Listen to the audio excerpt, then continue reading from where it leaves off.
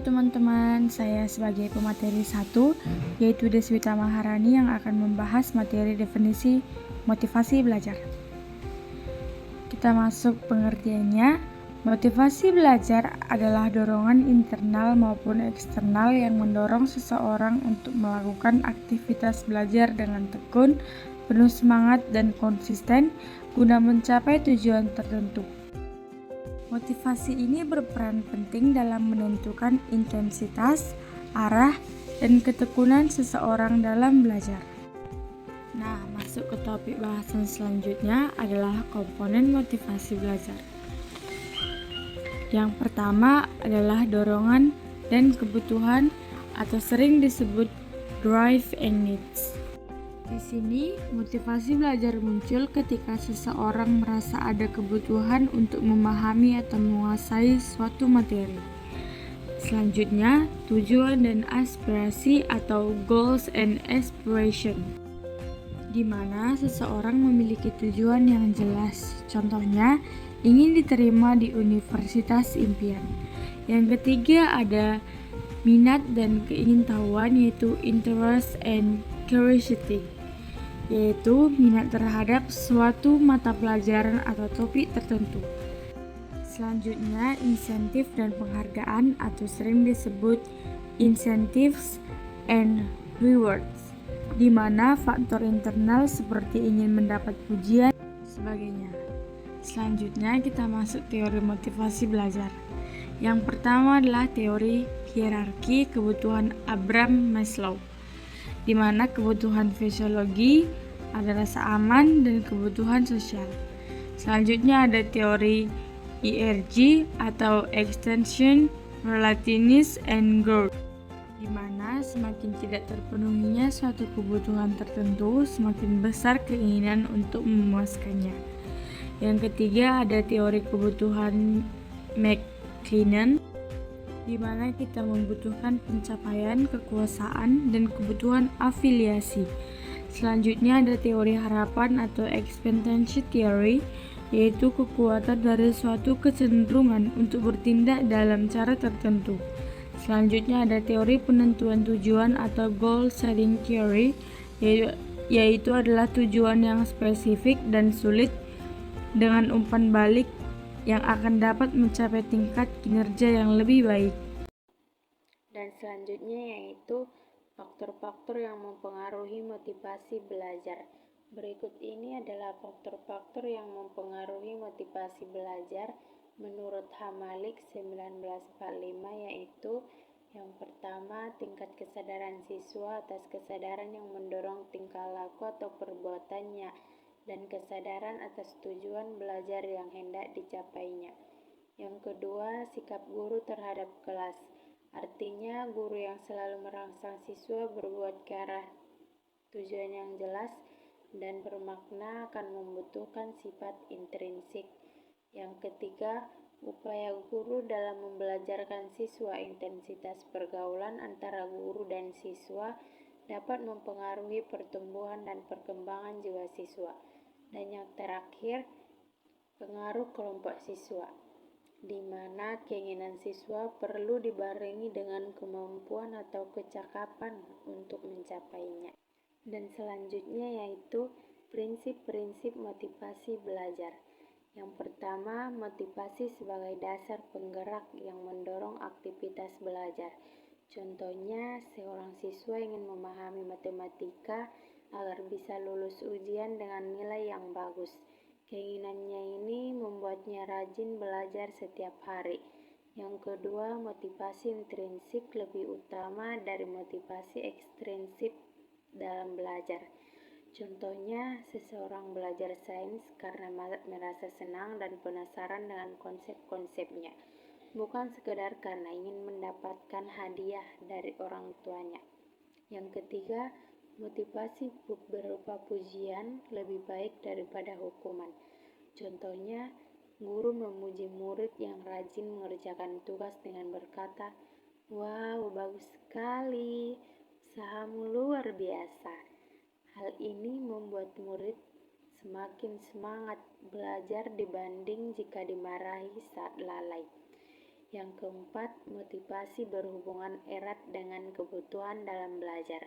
Contohnya, seorang mahasiswa yang bercita-cita menjadi dokter lebih giat belajar biologi karena tahu bahwa ilmu ini sangat penting untuk masa depannya. Yang kelima, motivasi dapat memupuk optimisme dalam belajar. Contohnya, seorang siswa yang gagal dalam ujian tetap berusaha karena yakin bahwa jika ia belajar lebih giat, ia bisa mendapatkan hasil yang lebih baik di ujian berikutnya. Dan yang terakhir, motivasi melakukan prestasi dalam belajar. Contohnya, seorang murid ingin menjadi juara kelas, sehingga ia rajin membaca buku, mengerjakan tugas, dan aktif bertanya kepada guru demi mencapai prestasi tersebut. Peranan motivasi dalam proses pembelajaran. Adapun peranan motivasi dalam pembelajaran adalah sebagai berikut, yaitu yang A, ada peran motivasi sebagai motor penggerak atau pendorong kegiatan pembelajaran, di mana motivasi ini dalam hal ini berperan sebagai motor penggerak terutama sebagai siswa untuk belajar. Dan yang kedua yaitu ada peran motivasi memperjelas tujuan pembelajaran, di mana motivasi bertalian dengan suatu tujuan. Tanpa ada tujuan maka tidak akan ada motivasi seseorang. Oleh sebab itu, motivasi sangat berperan penting dalam mencapai hasil pembelajaran siswa menjadi optimal. Dan yang ketiga yaitu ada peran motivasi internal dan eksternal dalam pendidikan, di mana peran ini dalam kegiatan pembelajaran. Motivasi internal biasanya muncul dari dalam diri siswa, sedangkan motivasi eksternal siswa dalam pembelajaran umum didapat dari guru atau pendidik. Dan yang keempat yaitu ada peran motivasi melahirkan prestasi, di mana motivasi sangat berperan penting dalam pembelajaran siswa dalam meraih prestasinya. Memotivasi dalam pembelajaran. Memotivasi dalam pembelajaran adalah upaya untuk membangkitkan, mengarahkan, dan mempertahankan semangat belajar peserta didik agar mereka lebih berfokus, berusaha, dan menikmati proses pembelajarannya. Dalam konteks pendidikan, guru juga memiliki peran penting dalam memotivasi siswa. Misalnya yaitu dengan yang pertama yaitu ada membuat pembelajaran menarik, seperti kita dengan menggunakan metode interaktif, diskusi, atau permainan edukatif. Dan yang kedua yaitu ada kita dapat memberikan umpan balik positif. Misalnya dengan memberi pujian atau penghargaan atau usaha untuk siswa. Dan yang ketiga yaitu ada menunjukkan relevansi materi. Ini agar siswa dapat memahami manfaat ilmu yang mereka pelajari dalam kehidupan sehari-hari. Dan yang keempat yaitu ada menumbuhkan rasa percaya diri siswa dengan memberikan tantangan yang sesuai dengan kemampuan mereka dan mendukung proses belajarnya tersebut. Dengan motivasi yang kuat, siswa lebih bersemangat untuk belajar, lebih tekun menghadapi tantangan, dan juga memiliki pencapaian akademik yang lebih baik lagi. Selanjutnya kita akan membahas fungsi motivasi dalam pembelajaran. 1. Meningkatkan semangat belajar. Motivasi dalam membantu siswa lebih antusias dan aktif dalam mengikuti pembelajaran. Yang kedua, mendorong ketekunan dan disiplin. Siswa yang termotivasi cenderung lebih gigih dalam menghadapi tantangan dan tidak mudah menyerah. Yang ketiga, meningkatkan hasil belajar. Motivasi yang tinggi membuat siswa lebih fokus dan berusaha memahami materi lebih baik. Yang keempat, membangun kemandirian belajar. Siswa lebih percaya diri dan mampu mengembangkan insentivitas dalam belajar. Yang kelima, mengembangkan sikap positif terhadap pembelajaran. Dengan motivasi yang baik, siswa lebih menikmati proses belajar dan tidak merasa terpaksa. Selanjutnya, contoh motivasi dalam pembelajaran. 1. Berikan penghargaan.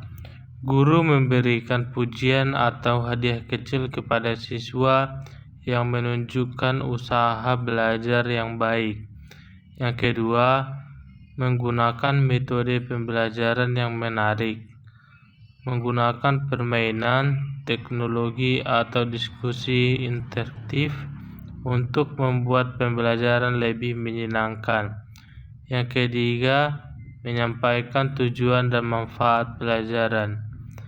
Guru menjelaskan bagaimana cara materi yang dipelajari dapat digunakan dalam kehidupan sehari-hari atau masa depan siswa.